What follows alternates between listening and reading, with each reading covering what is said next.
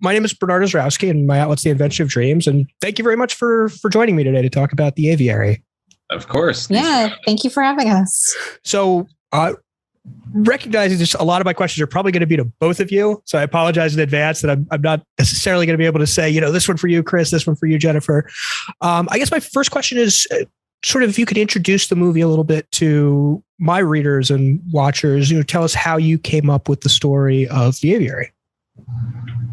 Yeah, so the Aviary is it's a story about two women who are fleeing a cult in the desert, and the movie starts basically the moment that their bodies are free, but their minds are not. And we came up with it. It kind of came from a few different places. We were trying to cults come up in a lot of the work that Jen and I have done as writers, cults, systems of belief, why we believe what we believe. And we were trying to find a way to tell a story that kind of took the idea of a cult and did something that really spoke to the world of literal influencers and followers that we live in. And the questions that come up for us of like how easy it is to fall under people's sway in a way that I think is different for cult movies now than it was even like 10 years ago, because it's so prominent in our culture. And something we could use to examine those ideas of, where do your thoughts end and someone else's begin? I wanted to ask about that. Actually, the prominence of cults in our pop culture, it kind of runs the gamut from documentaries about Nexium to Kimmy Schmidt. And I was curious, how you grapple with the audience's awareness and pre-existing relationship to that sort of story. Yeah. I mean, I think part of why we find them so fascinating, it's both the, I think part of it is just the extremeness of a lot of the stories. There's a fear of like, oh no, what if that could happen to me? But I think there's also a really relatable element in contemporary culture, especially in things that like maybe we wouldn't necessarily label as a cult, but that have cult-like features. Like you see it in a lot of like these businesses, like with WeWork and Theranos, and like a work cult, a work culture that feels like a cult, because people want things to believe in and throw their faith behind blindly. I think there's an element of that feels really good when you think you're contributing to something bigger than yourself, and people want that.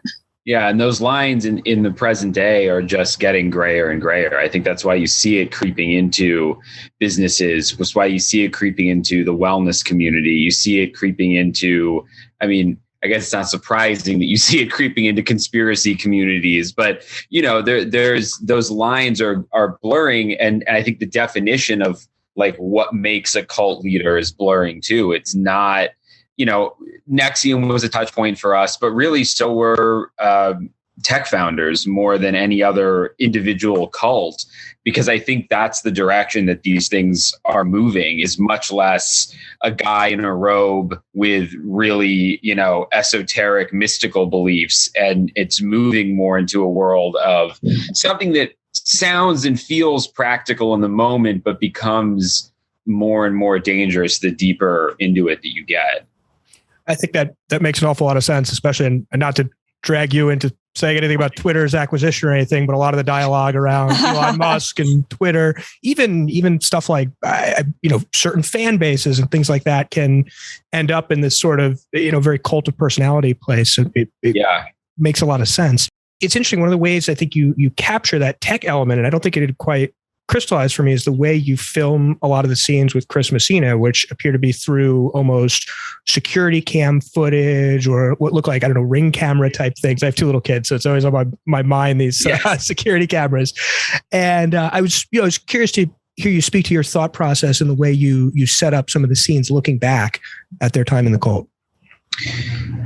Yeah, that was that sequence with Chris, the sequence towards the end, is really like the only chance that we had to show any of the interiors of the aviary and what they were working with. And so we definitely felt like Seth was a guy who was recording everything from a technical perspective and from a, he considers this his research. Like his tech is kind of people.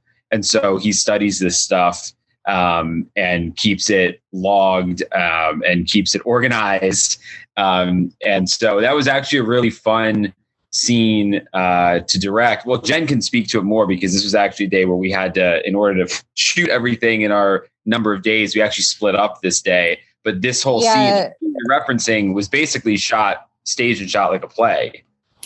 Yeah, which was really fun. We were running it long form, and my only regret with that scene is the set that our amazing production designer Aaron Cochran built for us ended up being like bigger and like more impressive than what we had all been planning and anticipating. And there was this feeling of like, oh no, like we now have this amazing piece that like we're not hosing down with footage because we had designed it with like, where can Seth hide the cameras?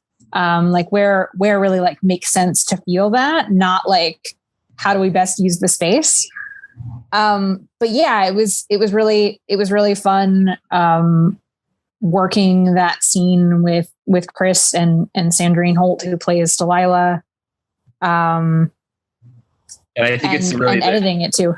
Go ahead. I was just gonna say I think it's the kind of final button on the thing that really gives you a sense of who Seth is.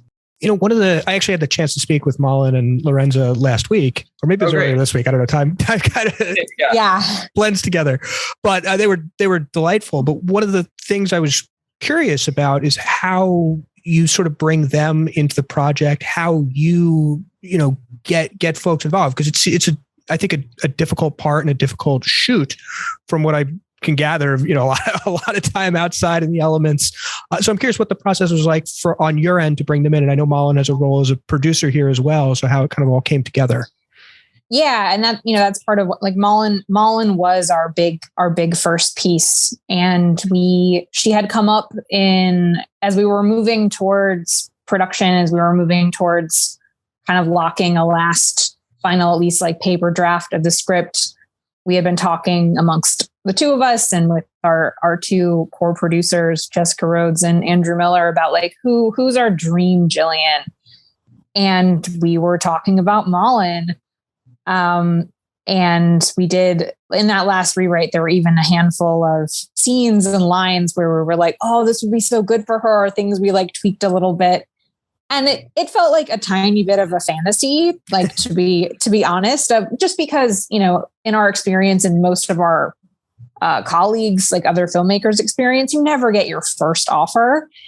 And she read it and she liked it, and we had a great meeting. And she just immediately, like, she was down for the challenge. She was down for like, hey, I'm in every scene of this movie and it's outside, and where are we shooting? And Malin's like a dream, like number one on the call sheet to bring onto the movie and help us move it forward. Yeah. And from an acting perspective, we gravitated towards her because in a lot of her dramatic role, she has this really great stoicism about herself that you really can see yourself following through the desert and putting your faith in it just immediately, because the movie starts so quickly. You immediately need to be like, Jillian's in charge. She knows what's up. I believe her. I trust her. And we also wanted an actress who could do that without, because she has to push so hard and work and travel so much and keep going and going. We didn't want someone who would come across as just sort of potentially naive halfway through the movie, of being like, oh, we've got this. And you're like, no, you don't. Every time Malin says we've got this, you believe it. And so we got her on board. And then for Lorenza, we knew we needed somebody who could really help us track Blair's kind of breakdown, because her journey becomes a little bit more psychedelic and outwardly horrific at times than Malin's. And it's less hidden. You know, we really needed to see it happening much sooner. Yeah. And we'd seen her in Eli Roth's cannibal movie, Green Inferno. And she displayed like 100 different flavors of fear in that movie. And so when we saw that, we were like, oh, I think that's our Blair. And then we got them on a Zoom together, and we'd been planning to kind of run it like a meeting and talk about the movie. But as soon as they got on the Zoom, they started talking, and their chemistry was like just immediately apparent. And Jen and I just sat back and were like, yeah, looks like we got our movie. I had to talking to them, and it was a fairly brief interview. I had the same experience of seeing the two of them just ping pong off one another. It was really clear that they connected, and I think you see it in the film as well. How do you find a cult leader? How do you go about casting? I feel like it's a tough balance of you need to find someone who has a sort of charisma that you could believe people would buy in, but also a bit of a darkness. Yeah, we had been fans of Chris Messina's work for a long time. He was like someone we were talking about in the role, because we were like, like Chris has this ability, like Chris is so intelligent in his performances. He's so charming. And we really didn't want Seth to lead with like aggression or we wanted the manipulation to feel like it was coming from a gentler place. And we thought we were very excited about Chris. And then when we were talking to him, he brought so many new and even better ideas to the character than what we'd already had going. Yeah. So we did, once we had him on board, we talked a lot about, he was prepping a movie in shooting a movie in North Carolina while we were prepping. And we got on Zoom on the weekends with him and would talk about Seth and Seth's influences. And he found some spots in the script where he was like, I think, from where you guys are approaching this character, I think if we write this to be even gentler, I think I can deliver it in a way that's even more ultimately unsettling. And so we did some script shaping with him, and and it's just there's so many layers that he's baked into that character. I don't want to spoil anything, but there's a line near the end of the movie where the first time he delivered it felt like the only time the mask ever slipped. And I gasped at the monitor because it was just like, oh, I think we just saw real Seth. And I can't wait to see that moment with an audience. How do you balance the tone on something like this? Because it's sort of a difficult balance. You have this character drama about these two trauma survivors, and also a film that leans increasingly into horror as it goes on. And I'm curious, how you approach that philosophically, and I guess even in a practical sense, because clearly there are ways that it's filmed differently, particularly in a lot of Lorenza's scenes when she's kind of lapsing in location and things like that. Yeah, I think especially, we like to play around with tone in different projects, but for this film specifically, we were really chasing realism. It was all about, does this feel truthful? Does this feel like what would actually happen here? And it's another place too where our cast, their like internal barometers for that are so strong. So we were able to work with that. Anything that ever felt like, oh, I don't know about this, or maybe I wouldn't do it this way, we had either talked it out during prep with them and found a way to tweak it, or we would make small adjustments on set. Yeah. And I think when we started, for the moments where we were leaning more into horror stuff, our horror influences come from all over the place. I think there was something we were very cognizant of the fact that, the escape the cult movie is usually in the genre a setup for a slasher film. Mm-hmm. It's, whether it's satanic or whether it's, there's a group of people that end up getting picked off. And in this, we kind of studied, for the horror moments, we actually looked more at like haunted house movies, because they're being haunted.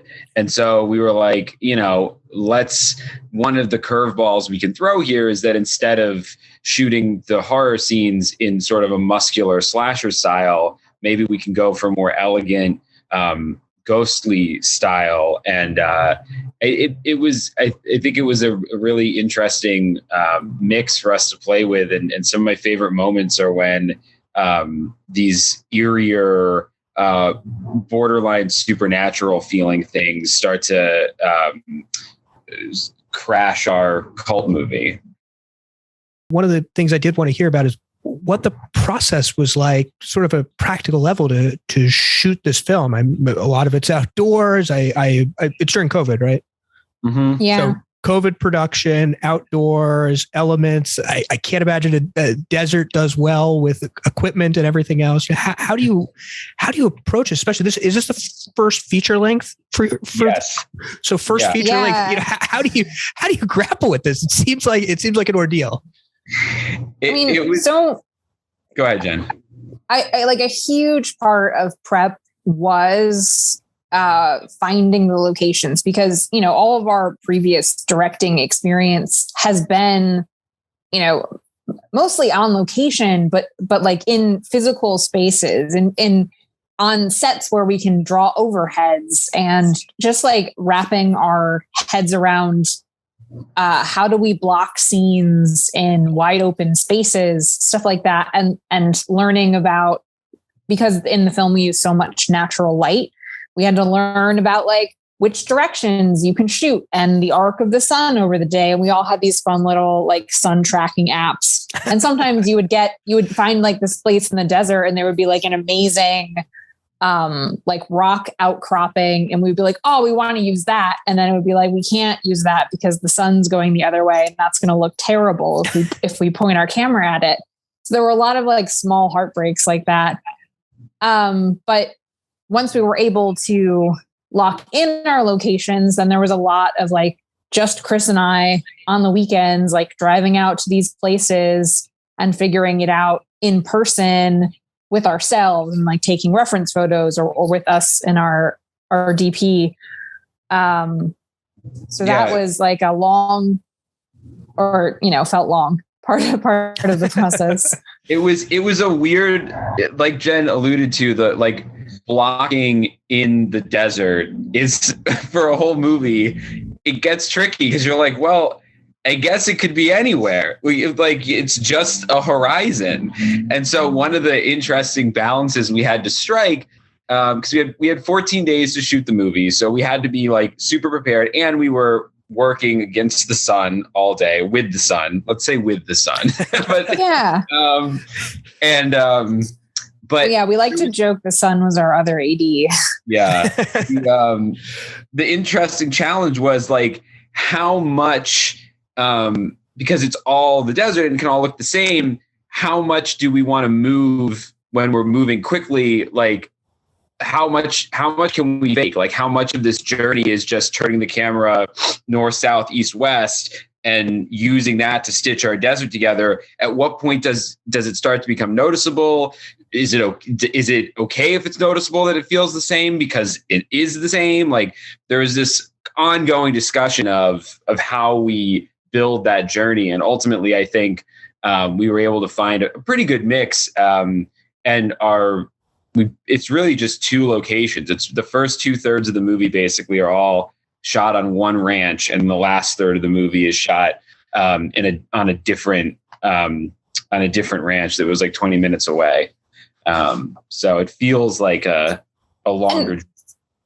Finding like an aesthetic progression for it was really important too. Like we wanted the desert isn't lush, but we wanted the most lush, most green, grassy version to be at the beginning of the movie, and then progress through drier, dustier, all the way to the end when we have these like burned out trees. And oh man, there was one like dusty location that like poor Lorenza and Malin were like, I can't, like the stuff in the air was so fine and like gross that I was very happy to get them out of that spot. I mean, all of us really. the dirt stains from the masks every day were I could imagine. phenomenal. Yeah. Thank you very much for taking the time tonight. I really appreciate it. I enjoyed the film. Congratulations on completing your first feature. Could I ask for you what's next? Do you have anything that you're working on? We have a couple things nothing we can talk about. A couple of things that we're working on. Hopefully, stuff that can get announced sooner than later. But yeah, we're definitely we're writing the next movie, and we've got a couple of TV projects in the works. So, hopefully something will be able to be public very soon. Excellent. Well, best of luck to the both of you, and thanks again for taking the time to chat tonight. Thank you. Thank you.